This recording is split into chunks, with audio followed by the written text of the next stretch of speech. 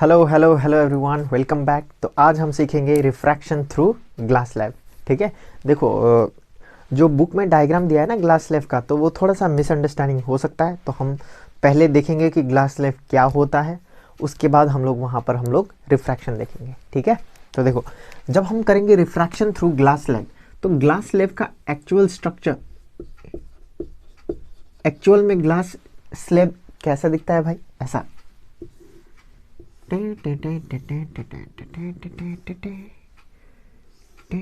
इसको थोड़ा सा ठीक से बनाया क्या? रुको।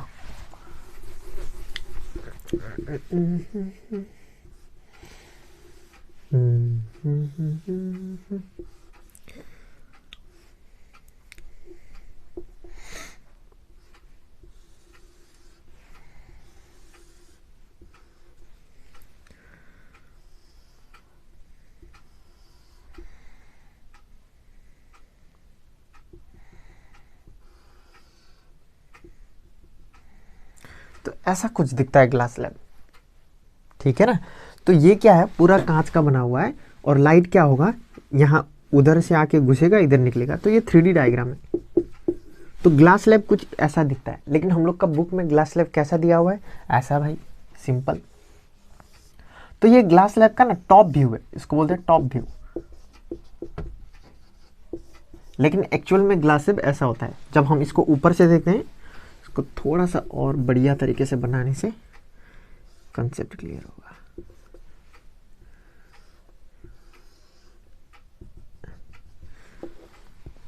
अभी भी नहीं बन रहा है। तो ऐसा कुछ दिखता है ग्लास स्लैब। ठीक है। लेकिन बुक में क्या दिया हुआ है? ये वाला ऐसा।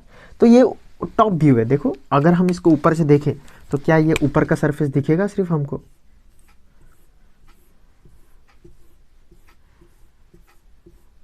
तो ये टॉप व्यू,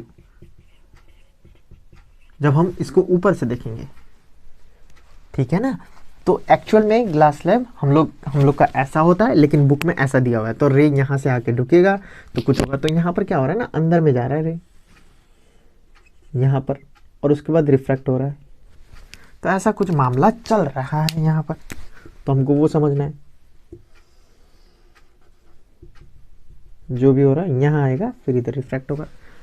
तो ये एक्चुअल में ऐसा होता है, लेकिन जो बुक में डायग्राम है वो सिंपल ऐसा 2D स्ट्रक्चर में दिया हुआ है। तो हमको कंफ्यूज नहीं होना है उसमें। ठीक है, क्या इतना समझ में आया? तो ये डायग्राम बनाओ, इसको बोलते हैं एक्चुअल ग्लास स्लैब। तो इसको बोलते हैं ग्लास स्लैब, इसको बोलते हैं ग्लास स्लैब। ये 3D स्ट्रक्चर है। अब जो बुक में है, जो हम लोग को आना चाहिए ताकि हम एग्जाम में लिख सके, ये तो कंसेप्चुअल डेवलपमेंट। क्योंकि ना बहुत स्टूडेंट क्या करते हैं, कंफ्यूज हो जाते हैं। इसको ही ग्लास स्लैब मान लेते हैं, अरे ये तो रेक्टेंगल है। ठीक है ना। उस इसको हम लोग सिंप्लीफाई करके ये बनाते हैं समझने के लिए। सिर्फ टॉप व्यू है ये भाई, टॉप व्यू। अगर ऊपर से देखोगे तो रेक्टेंगल दिखेगा, लेकिन एक्चुअल में ग्लास स्लैब वैसा होता है, पूरा ही कांच का। ज्योमेट्री बॉक्स होता है ना, पतला। छोड़ो भाई, चलो आगे बढ़ते हैं आगे। ठीक है, चलो कॉपी करो। अब हम करेंगे रिफ्रैक्शन थ्रू ग्लास स्लैब। ठीक है। तो हमने जो सीखा है, तो ग्लास स्लैब ऐसा होता है 2D स्ट्रक्चर में, टॉप व्यू है, पूरा ही कांच का है। ये क्या क्या है भाई? ग्लास। ये इधर में क्या होता है? एयर। इधर में फिर एयर। अब देखो, अगर लाइट आएगा कहाँ से भाई? एयर से यहाँ पर स्ट्राइक होगा, तो कहाँ जाएगा? सर पहले तो नॉर्मल बनाइए। नॉर्मल? हाँ, क्या नॉर्मल होता है क्या इसमें? नॉर्मल मतलब क्या था? Imaginary perpendicular line, imaginary perpendicular line on refracting surface. तो ये perpendicular line on the refracting surface. तो यहाँ पर देखो, रेयर मीडियम, रेयर मीडियम से कहाँ जा रहा है? डेंसर। तो जब रेयर से डेंसर जाएगा तो क्या होगा? Bend towards the normal. मतलब लाइट इस तरफ अंदर की तरफ बेंड होगा, बेंड टुवर्ड्स द नॉर्मल। यही तो हमने सीखा था, भूल गए क्या? Bend towards the normal. और फिर जब लाइट यहाँ से उधर जाएगा, ये डेंसर से रेयर, डेंसर से रेयर, तो क्या होगा? Bend away from the normal, bend away from the normal. और जब हमको यहाँ पर इंसिडेंट रे का बारे में पता चलेगा, तो आप बोलेगा अरे सर ये तो बहुत इंसिडेंट, ये इंसिडेंट रे होता है, ये रिफ्रैक्टेड रे होता है, ये रिफ्रैक्टेड रे, इसको बाहर लिख दे क्या, ताकि हमको यहाँ पर जगह मिल जाएगा बाकी कुछ कुछ लिखने का। इसको बोलते हैं रिफ्रैक्टेड रे। देखो ये डायग्राम तुमको आना चाहिए एग्जाम में, बहुत इंपॉर्टेंट है। देखो भाई बहुत इजी, बहुत सिंपल। रिफ्रैक्टेड रे इसको क्या बोलते हैं? सर ये आया यहाँ एक्सीडेंट हुआ तो इंसिडेंट रे, नहीं ऐसे ही, यहाँ पर इंसिडेंट रे बना, फिर यहाँ से रिफ्रैक्ट हो गया तो रिफ्रैक्टेड रे, और यहाँ से फिर यहाँ से निकल गया भाई, निकल कहाँ गया, निकल गया, तो इसको इमर्जेंट रे, इमर्ज हो गया, इमर्जेंट रे। समझ में आया कि नहीं आया? हाँ सर समझ में आया। इसको क्या बोलते हैं? Angle of incident. इसको बोलते हैं, ये एंगल को बोलते हैं एंगल ऑफ रिफ्रैक्शन। अगर ये एंगल ऑफ रिफ्रैक्शन है तो ये एंगल भी क्या होगा? Angle of refraction. क्यों? अरे यार अगर दो पैरेलल लाइन है, अगर दो पैरेलल लाइन है, अगर वहां पर ऐसा कर दिया जाए तो ये एंगल और ये एंगल बराबर नहीं होगा क्या? मैथमेटिक्स में तो किए थे, अरे भूल जाते हो भाई। ठीक है, ये दोनों एंगल बराबर होगा। और ये एंगल कितना होगा? इसको हम बोलते हैं I dash. What is angle I dash? Angle I dash मतलब emergent angle, angle of emergent, या फिर एंगल ऑफ इमर्जेंट बोलते हैं। क्या बोलते हैं भाई? एंगल ऑफ इमर्जेंट बोलते हैं। बहुत सिंपल, बहुत इजी। क्या यहाँ तक सबको मालूम है? ये रे डायग्राम तुमको आना चाहिए। ठीक है, बस इंसिडेंट रे, रिफ्रैक्टेड रे, इमर्जेंट रे, यहाँ एंगल ऑफ इंसिडेंट, यहाँ एंगल ऑफ रिफ्रैक्शन, तो ये भी एंगल ऑफ रिफ्रैक्शन मैथमेटिक्स में सीखा है ज्योमेट्री, और यह एंगल ऑफ इमर्जेंट। बहुत सिंपल। और यहाँ पर एक और मस्त बात है, मस्त बात है इस जगह की। क्या मस्त बात भाई? अगर ये यहाँ पर नहीं होता, कौन सर? अरे ये ग्लास स्लैब। अगर ये ग्लास स्लैब नहीं होता तो क्या ये जो लाइट आ रहा है वहाँ से वो बिना रिफ्रैक्ट होके जाता? हाँ। अगर ये ग्लास स्लैब यहाँ पर नहीं होता तो रिफ्रैक्शन ही नहीं होता, तो ये लाइट यहाँ से सीधा जाता, ऐसे करके सीधा जाता। समझे कि नहीं समझे? हाँ सर समझे। मतलब ये लाइट ऐसा आया है ना, सीधा ही जाता अगर ये ग्लास स्लैब ना होता तो। लेकिन क्योंकि यहाँ पर ग्लास स्लैब है तो वो यहाँ पर थोड़ा बेंड हो गया, फिर यहाँ पर बेंड, पहले टुवर्ड्स द नॉर्मल फिर away from the normal. Sir कहना क्या चाहते हो? अरे भाई कहना ये चाहते हैं कि ये ग्लास स्लैब के कारण क्या हुआ, ये यहाँ से जाने वाला लाइट यहाँ से जा रहा है, मतलब यहाँ पर कुछ हमको शिफ्ट देखने को मिला, तो इस शिफ्ट को बोलते हैं लैटरल डिस्प्लेसमेंट। लैटरल डिस्प्लेसमेंट क्या बोलते हैं भाई? लैटरल डिस्प्लेसमेंट बोलते हैं ये इसको। What is the definition of lateral displacement? Perpendicular distance between, कौन कौन भाई? ये कौन है? इंसिडेंट रे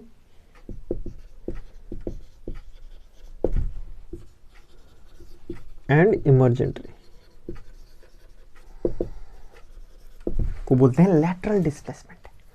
परपेंडिकुलर डिस्टेंस मतलब देखो, अगर ये इंसिडेंट रे यहाँ आता तो यहाँ होता, और ये इमर्जेंट रे, इन दोनों के बीच में जो परपेंडिकुलर डिस्टेंस है, परपेंडिकुलर डिस्टेंस ऐसा, परपेंडिकुलर डिस्टेंस ये वाला डिस्टेंस, उसी को बोलते हैं लैटरल डिस्प्लेसमेंट। क्या तुमको ये समझ में आया?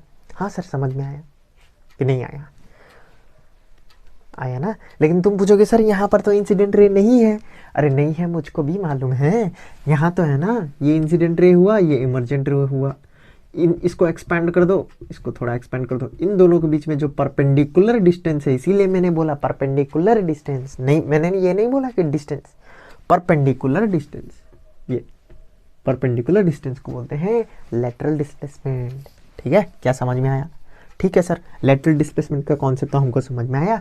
मतलब जो परपेंडिकुलर डिस्टेंस होगा किस किस के बीच में, इंसिडेंट रे और इमर्जेंट रे के बीच में, तो वो क्या होगा? लैटरल डिस्प्लेसमेंट होगा। क्या ये हमको समझ में आया? हाँ हाँ समझ में आया। और एक मस्त बात समझो कि ये जो इंसिडेंट रे है ना, जो यहाँ से जा रहा है और ये इमरजेंट रे जा रहा है, ये दोनों क्या होगा, पैरेलल होगा एक दूसरे के, पैरेलल। पैरेलल मतलब ये दोनों लाइट कभी भी मीट करने वाला नहीं है। मतलब incident ray and refracted, sorry, emergent ray are parallel to each other, ये दोनों पैरेलल होता है। वो हमको कैसे मालूम चला, चलो करते हैं थोड़ा सा। पैरेलल होगा ये हमको कैसे मालूम चला भाई, कॉपी कर लो भाई ये सब, ठीक है। अब देखो थोड़ा सा इसको मिटा देते हैं, थोड़ा सा क्लीन बनाते हैं, ठीक है। थोड़ा सा दिमाग लगाओ, physical science is all about concept. Concept clear है तो मजा आएगा। थोड़ा सा मैथमेटिक्स भी आना चाहिए, क्योंकि यहाँ पर अब थोड़ा सा मैथ्स आएगा, ज्योमेट्री। लाइट आया, स्ट्राइक किया, और फिर यहाँ पर एक नॉर्मल था,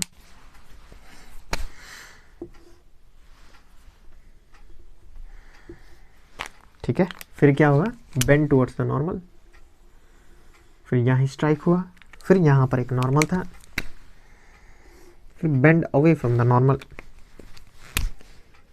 bend away from the normal. अब ये जो लाइट अगर ये ग्लास स्लैब नहीं होता तो सीधा जाता, और ये दोनों एक दूसरे के पैरेलल है। पैरेलल मतलब कभी मीट नहीं करने वाले, कभी मीटिंग नहीं करेंगे, एकदम पैरेलल जाएंगे। इसका मतलब क्या है कि ये जो एंगल होगा और ये जो एंगल है वो अगर बराबर हो जाए तब ऐसा काम होता है। क्या तुमको ये समझ में आ रहा है? कैसे? अरे भाई अगर ये आई है तो यहां से यहां तक भी क्या होगा, आई। और अगर ये आई और ये आई बराबर है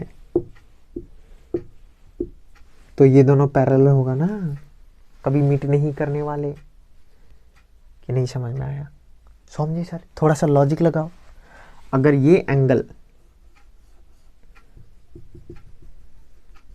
और ये एंगल बराबर होगा तो ये दोनों पैरेलल होगा ना। लॉजिक लगाओ थोड़ा सा, इसमें समझाने वाला कुछ नहीं है, तुमको इमेजिनेशन ही करना पड़ेगा इसमें। हाँ सर समझ गए, नहीं समझ गए तो समझ जाओ, रट लो, ठीक है। इससे ज़्यादा कुछ नहीं हो सकता। चलो आगे बढ़ते हैं। सर लेकिन ये दोनों इक्वल है, हमको कैसे मालूम चलेगा? अरे देखते हैं, स्नेल लॉ लगा के देखें क्या। क्या मैंने तुमको स्नेल लॉ लगाना सिखाया था? हाँ सिखाया था। चलो देखते हैं तुमको आता है कि नहीं। ये एयर, ये ग्लास, ये एयर, दोनों केस लेते हैं, ठीक है। केस वन, केस वन में क्या हो रहा है, एयर से ग्लास में जा रहा है, एयर से कहाँ जा रहा है, ग्लास में। ये तो तुमको आना चाहिए। अब सर स्नेल लॉ कैसे लगाते हैं? अरे भाई मैंने सिखाया था ना, पहले यहाँ का म्यू एयर इनटू यहाँ पर कौन सा एंगल है, साइन आई, और इसको एंगल क्या बोलते हैं, आर। और अंदर में क्या हो रहा है, equals to mu ji sine r. तो यहाँ से क्या फॉर्मूला आया, sine I by sine r is equal to mu ji by mu air. तो फाइनली बन गया sine I by sine r equals to mu g a mu g. बना कि नहीं बना? सर बन गया, ये तो बहुत सिंपल था। अब केस टू लेते हैं, इधर में लिख दे क्या केस टू, देखो केस टू।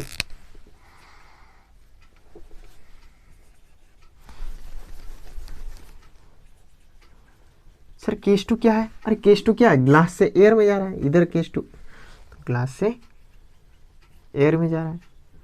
तो इसमें कैसे लगाते हैं, Snell law.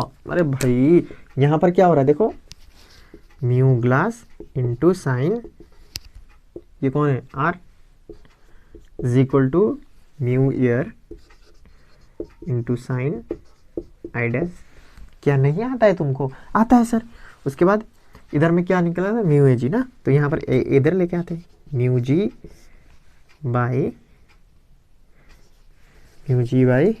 Mu A is equal to sine I dash divided by, ये उधर जाएगा तो साइन आर। इसको इक्वेशन 1 मान लो, इसको इक्वेशन 2। अब देखो म्यू ए जी यहाँ पर भी लिख लेते हैं।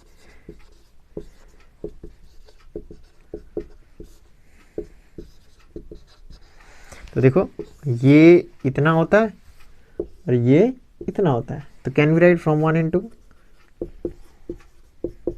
फ्रॉम 1 into हम क्या ये लिख सकते हैं, ए म्यू जी मतलब ये है, ए म्यू जी मतलब ये है। इसका मतलब ये फाइनली हो जाएगा sine I dash divide by sine r, sine I divided by sine r. तो साइन आर कैंसल, तो sine I dash equals to sine I. इसका मतलब आई डैश जो होगा वो आई के बराबर होगा। मतलब ये एंगल और ये एंगल क्या है, सेम है। ये हमने प्रूव कर दिया। तो अगर ये दोनों एंगल सेम होगा तो देयरफॉर इमर्जेंट रे